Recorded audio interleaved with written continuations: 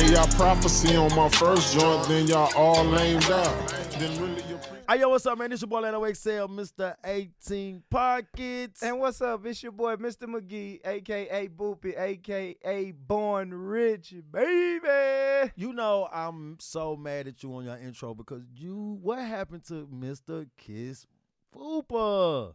Oh, man, you know, when I was out on my hiatus, a lot of Fupas was kissed. A lot of Fupas was kissed. But we'll get into that. That's another story for another day. We'll do that at Born Rich Club after dark. Sounds spicy. Yeah. It sounds spicy. Yeah. But how you been? No. See, that's how he always try to start the show. He's a bullying starting the show, man. People behind the scenes always say, Boopy, let Lano ask you sometimes how you doing. So how you doing today, Boopy? I'm blessed, brother. I can't complain, man. I can't complain. Okay. I think I spoke about it before. Started a new journey, trucker. You know what I mean? Trucker. Trucker. I done been flashed and everything on the highway. Yeah. What about the lizard? So is that real? The lot lizards. Parking lot lizards? All right, we ain't gonna stay here long. We're not gonna stay here long. But I do have one thing to say about lot lizards. What? So I've been doing trucking for about 7-8 months now. I've only seen one lot lizard in Memphis, Tennessee at the truck stop. Shout out to Memphis. Shout out to M-Town. But that lot lizard, to me, that shit is a myth. Okay. I got to give some more shout-outs, too. Shouts out to McKinley and Elijah. They are interns for the Born Rich Club podcast today, and these are amazing teenagers. Absolutely. And they just trying to get their feet wet into podcasting or just entertainment, period, right? Yeah, so we just absolutely. putting them around, showing them how things work, the glitz, the glam, the cameras, because I know how I felt when I was a little kid and I seen people shooting videos, right? Yeah, Music videos. Yeah. Like it was exciting. Hell it was yeah. exciting. Because I only saw stuff on yeah. TV. Can you imagine? Can you remember the first time you went to like a recording studio? That was yeah. I was amazed. Yeah. I went to Slippin', the first real studio I ever, like serious studio I went to when we was in Miami, guys took me into the official headquarters of Slip and Slide Records. Yeah. And that's where Trick Daddy, Plies, Trina, all those was huge. Rick Ross, all of those people was huge at those moments. And I won't never forget, y'all took me in there. And as soon as I walked in, I embraced it all. Like, I tried to embrace it all. I was just looking around. They like, man, I met Plies right here. He was sitting right here. It was overwhelming. Yeah, it was overwhelming. Gold plaques on the wall, platinum plaques on the wall. And I'm like, I fucking took a Rick Ross signed poster home. Like, I was like, nope, I'm taking this with me. It made me get in there. I mean, I got in that booth. Your hip, hop, the hippie to the hippie. I was ripping it. No, you wasn't, bro. I don't know why you think you was. What? No, you was not. The bang bang boogity bee. That's you know what? That's crazy that hip hop started from like that, and now it's mumble rap. Like at first it was the slow rap. Like it's the hip hop, and telling y'all it just don't stop. Now it's now it's hands on your knees. Oh no. I'm not gonna say the music is horrible, right? I'm not gonna get into the this is a good topic though. Yeah. I'm not gonna say the music is horrible. I think it's more music now than it was at first, right? Because even if your music was horrible back then, it was so hard to get in the game where chingy, like we say, chain hang low, right? Yeah. Think of that song now. Yeah. And you see what I'm saying? Yeah. Like, would that song that's like a ticky-tock song to me right now, right? That's not a they're gonna play that on the radio over and over and over again. Yeah. But back that's our age, right? Back then they did play that type of music. That's what was on that. That's what was on. And believe it or not, that type of music was still hard to push to the forefront because we didn't have music like that. Like now I can go to sleep right now, right? Yeah. And I can wake up and my next door neighbor rapping. You know what I'm saying? It's so much. Yeah. You can it's record so it much on your phone now and put it on SoundCloud. Do you even listen to whole albums? I do. No, is that because of your job? Mainly it is. But if it's an artist I like, then I'm gonna listen to the whole album. Now, of course, it's singles that I'll just go and say, okay, let me listen to the single. But whole albums, I'll give you an example. Shout out to Don Tripp. right? Okay. You always talk about Don Tripp. Yeah, because last year he put out an album every month, which is very hard. And I listened to all of them. And like you said, of course, some of it is because I'm in a truck. I'm in a truck for I'm driving for 10, 11 hours a day. So I really ain't got no choice but to put it in and let it ride. But I like Don Tripp, so I was going to listen to it all regardless. Should everybody put an album out? Because what you just said is an internet, like a huge star, right? Yeah. They put out 12 albums. That's a lot of albums for one. Shout out Don Tripp for that. That is very unheard of in the hip-hop game. Yeah, that's a fact. I think the only person, when I was like listening to music heavily like that, was DMX, the only person that put out two albums, big boy albums, two big boy albums in a year. In a year, absolutely. So having 12 is a fucking accomplishment, right? Yeah. Okay. Let's go lower. If I am an artist not on Don Tripp's level, do I put out 12 albums? If that's what you like to do, no. Yeah, but I say you should. Man, we're in a weird hip hop stage. Yes, we're in an era where the attention span is short. So people just want that song. Get you a song. I would say that. Like if I was still rapping, I would just try to find me a good single, and then if that single gets a good reception, then it's time to put the album out. And it's kind of how it worked when we was growing up. Most definitely that's how it happened. Yeah. It's like, all right, work your single. Okay, you got the single. Let's use, I don't know, Joe Budden. Joe Budden had Pump It Up. All right, go out, work, pump it up. Let's see how the people gravitate to it. Oh, the people really like this song? Mm-hmm. Now you got to go and do the album. Because now while the song is hot, now it's anticipation, right? Yeah, now we got to put the album out now. I think that still kind of works, though. That's just me, though. I think it only works with that song catching on. Yeah, absolutely. I don't think it, because nowadays what we're doing is a lot of artists don't know their worth, right? Yeah. A lot of artists, Instagram, Facebook, TikTok has kind of fucked up hip hop. Because now what we're doing, you didn't get to see the everyday life of a rapper. That's a fact. When you was growing up. The anonymity was part of it. I don't know what he's doing in his day-to-day life. I only know when he's about to drop, because you go get the hip-hop Bibles, which was The Source, Vibe, and stuff like that, XXL, and you'll see, Cameron about to drop. Yeah. And then you'll hear on the radio, Cameron single. Even if that single they put out don't go, you'll hear another one. Yeah. And then maybe if that catch on, then okay, let's put the album out. I think now what we get confused with now is a lot of artists don't know their worth. A lot of artists is every day, because they say you got to talk to the DJs, you got to talk to the club promoters, you got to go and perform your songs to get your recognition. I disagree with that. I think sometimes I feel like go get a studio, work on your craft, put singles out, like you said, right? Yeah. So it catch on and catch fire. I don't think you're supposed to be in a club every night. I don't think you're supposed to be seen. That's basically what I'm saying. Like if you're trying to work your music and you're trying to work your album, because let's believe that. I mean, let's just keep it real.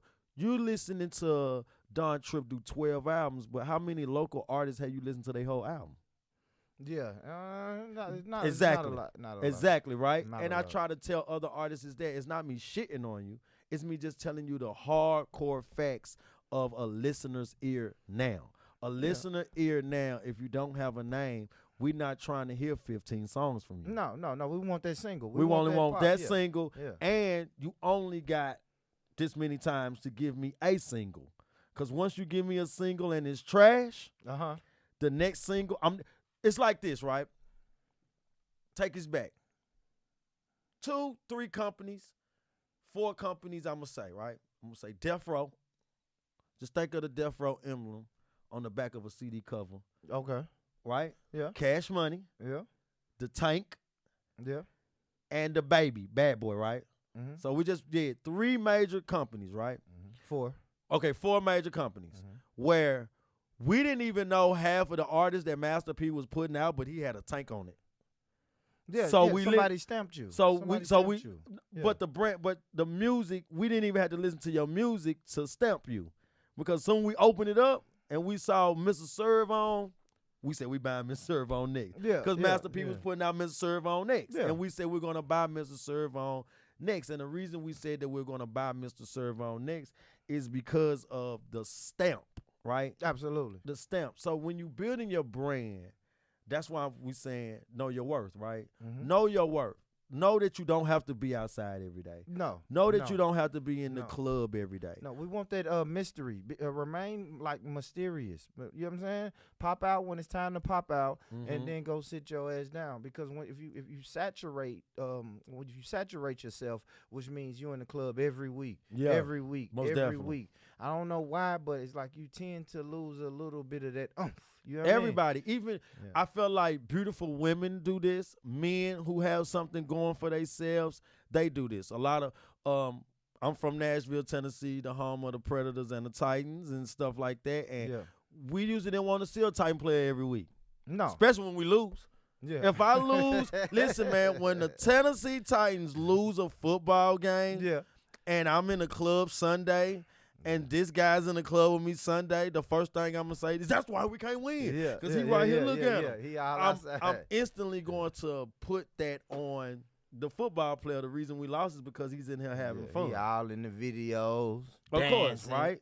So that's the only thing that I like to say, because you got artists that's very mysterious, right? When Young Buck had his run and he was very in high demand, sometimes you never saw him. Yeah.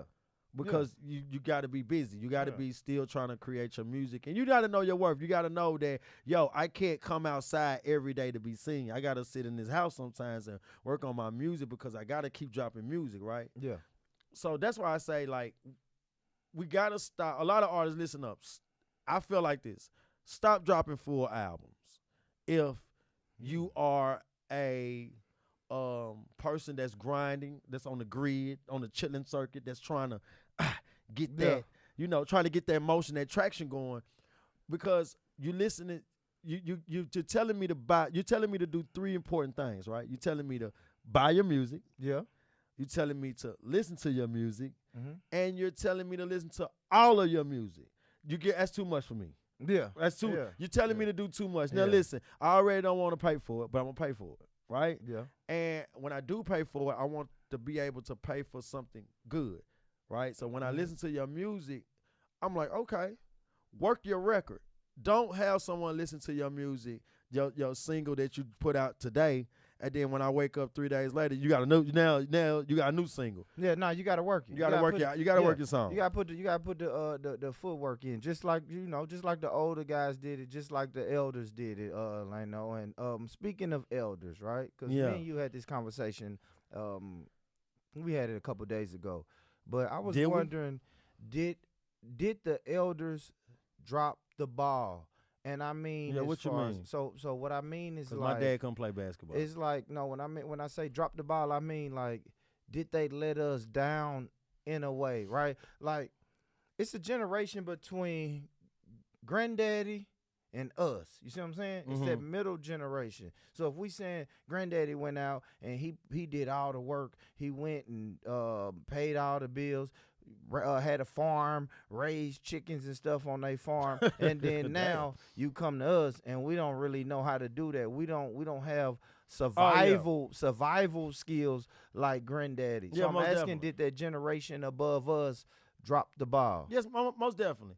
Most definitely dropped the ball. And not just the generation after us, our generation also has dropped the ball to the younger, most definitely, because it's now what goes on now is a bunch of what you should do instead of action, right? Because growing up now, and it's fast because of social media, right? So kids can look on social media and they can see jewelry, they can see cars, and they can see these things, and if they don't have the proper parents or the proper individuals around them, they'll think that this comes easy, or they'll think that they supposed to just get this at a snap of their fingers, right? Yeah. A lot of times the ball get dropped because we only want a lot of I'm gonna say something, man, and I don't care how much I get criticized. a lot of these guys talk about these kids and saying they want to help these kids, but it's just content. It's just I'm gonna put a camera in my face, I'm gonna sit down, and I'm gonna talk about how I can save the kids. But as soon as the camera's cut off, they back throwing up gang signs or back selling drugs in front of kids, or they back smoking weed in front of kids. They back doing everything that they saying that they not gonna do in front of the kids. So the ball do get dropped. And I'm gonna tell a story. I had my nephew, right? So my nephew was doing something super, super illegal. And this is a long time ago, y'all. So I'm from East Nashville. As y'all know, I love to say that. My nephew was doing something, and I remember stopping him, and I said, bro, what you doing? You doing this and doing that? And he looked at me and said, you doing it? Yeah. So I instantly stopped right there because I'm like, I'm trying to preach to this kid to not do this. The same shit that you doing. But the same shit that I'm doing. Yeah. And he sees it because a lot of times parents and guardians are people who are around kids. We tend to don't listen to the kids, or we tend to think that the kids are not looking or listening to us. So we think we're smart and we ain't, he ain't a lot of preaching, and a lot of talking at the younger people. Just like the generation above us, like you said, they talked or spoke at me instead of speaking to me. You know what I mean? They didn't really care how I felt, and I find myself doing the same thing with my kids or younger kids. It's like, fuck what they talking about. This is the best way that they should do it. And sometimes you just got to sit back and realize, now, you know what, let me hear them out. Let's hear them out and see what they got going on and how can I be a benefit to them. But you got to find that balance, though, because, you know what I mean? Like, you was a kid once, and if you just let me do whatever, then I'll run over you. I'll get over on you. I'll finesse you if you let me. So it is Nobody showed me how to go get a job. They only said go get a job. Yeah. But they didn't take time out. And that's the same thing that's happening now. We're not even holding our kids accountable for the situations. We're not even showing them, yo, this is where you're messing up that. This is what I can do for you. We're only talking about it. Mm-hmm. We always had this conversation right here. Facts. Action speaks louder than words. Absolutely. I know that's something that you guys don't heard for your whole life. That's a cliche. It's cliche, but it's actually the truth, right? Because when you break it all the way down and you only telling your child, hey, don't be acting like this. Don't be acting like this in school. Next time you act like this in school, I'm gonna take your phone, right? Yeah. My mom used to do the same thing to me. But one time I looked up and said, hold on. Every time I get in trouble in school, my mama don't do nothing but just holler. She don't take nothing. She don't whoop me. She just holler. I want to keep getting in trouble in school. Yeah. She's not taking That's anything. Take that fucking phone. Yeah, man. She's not doing anything to me but hollering. And I time her. The most she'll holler is 30 minutes. I'm just saying. So now I'm saying, you know what? Hey, when my teacher say I'm going to call your mom, my shoulders go up. Yeah. Okay, because the worst going to happen is yell arguing for 30 minutes. She's going to yell for 30 minutes, and then I'm back to doing my bullshit. Right back to doing my BS. And that's what I mean by we have dropped the ball because, for one, black men is not even black men period is not even in the household with their kids, really. You know what I'm saying? Yeah. And then the women who are taking care of the kids, they trying to work 16, 17-hour shifts just to keep a roof over their head. Let me ask you this, though. All right, cool. We spoke about the problem. Let's talk about solutions then, bro. Mm-hmm. What can our generation do to help the younger generation? Just being responsible, for one. Mm-hmm. Saying, okay, I don't like JoJo outside on the corner. I'm finna pull up on JoJo. Yeah. So I finna talk to JoJo. Once I talk to JoJo, you're kind of going to get an understanding of JoJo. JoJo's out here because he probably lived with his grandmama. Yeah. His grandmama let him do whatever he want to do. So JoJo need to be put out of that environment. See, it's hard. So this is what I mean. Is only content to some of these guys. Yeah. But you got to be real. You got to say, okay, JoJo. Okay, I mean, JoJo finna come live with me. See, people ain't ready to do that. Yeah, people ain't ready to do that. But I'm saying, only in that it's a handful that is, or it's a handful to say, you know what, man, I'm gonna go buy this $5,000 van.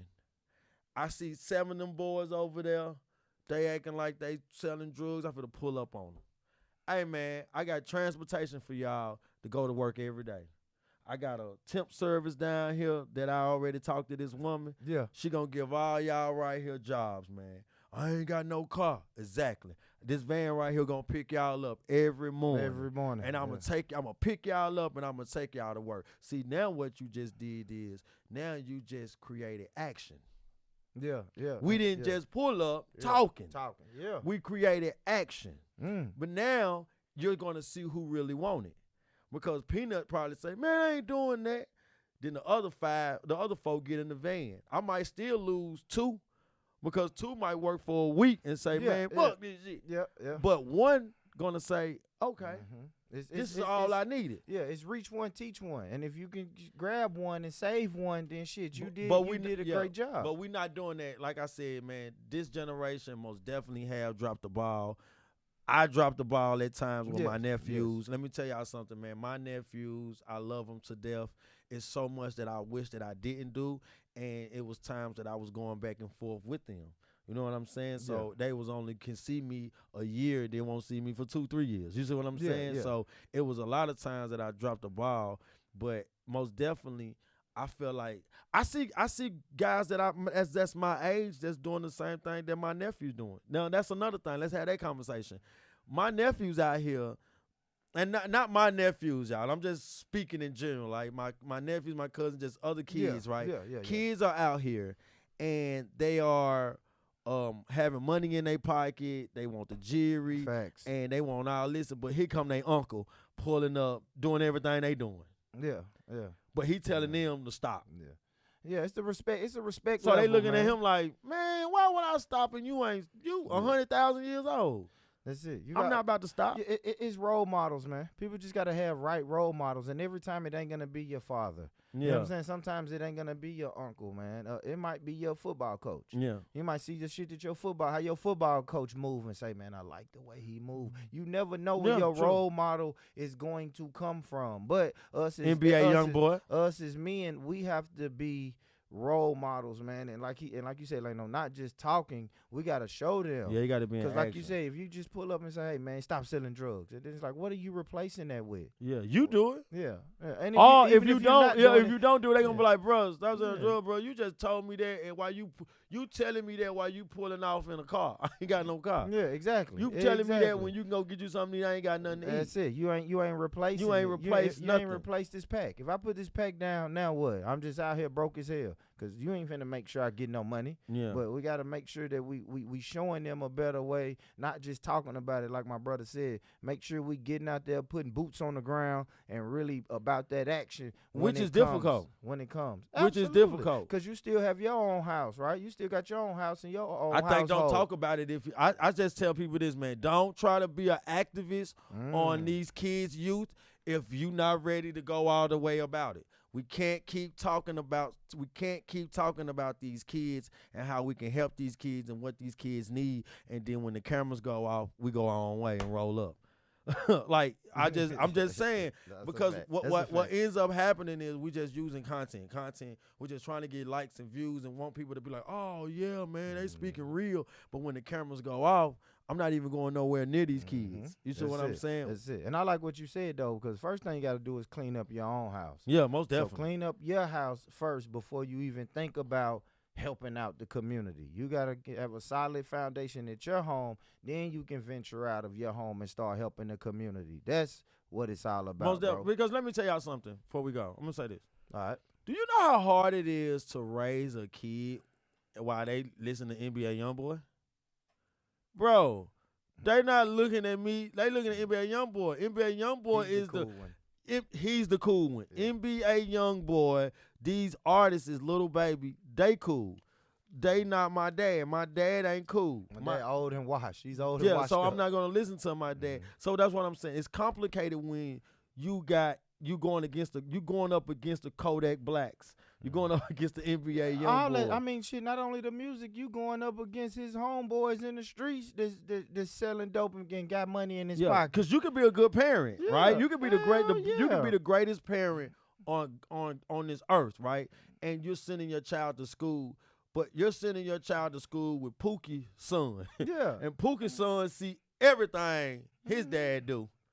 And he takes that to school, and now he's making my son eyes like this, because now my son like, my dad ain't never showed me that. Because kids are influential. Yeah, so, most definitely. So we got to, it's difficult, but I'm happy we had this conversation, though. Like, no, hell yeah, because I dropped the ball. Listen, don't be afraid to say, a lot of men are going to be, I ain't dropped the ball. Listen, I have dropped the ball. Facts. I have dropped the ball numerous of times. Facts. Now I have my own child. And the only thing I think about now, I just be like, yo, I got 2 boys that I'm looking at every day that I try to make sure that I just inspire them, and I try to make sure that, yo, you can make great decisions and still be a great. Facts. It's a work in progress, bro. Yeah, we all are work. Well, like what they say, God ain't finished with me yet. You know what I'm saying? So, God just texted me, told me, hold up, man, he got me. So yeah, man, it's all a work in process. But man, good shit, Lino. Another one in the books. You feel me? Y'all make sure y'all get y'all ass over there to YouTube and subscribe to the Born Rich Club podcast, man. We doing this thing. We do this for you. Shout out to everybody who been supporting so far. We get real good support, and I thank y'all. Continue to support us. We appreciate the love, man. Speaking of love, if nobody told you today that they love you, let me be the first one to tell you that I love you, I love you, I love you. Oh, and y'all already know what I'm going to say, man. This your boy, Lano XL. I'm going to say 2 things, man. Get money, stay true, get money. Peace.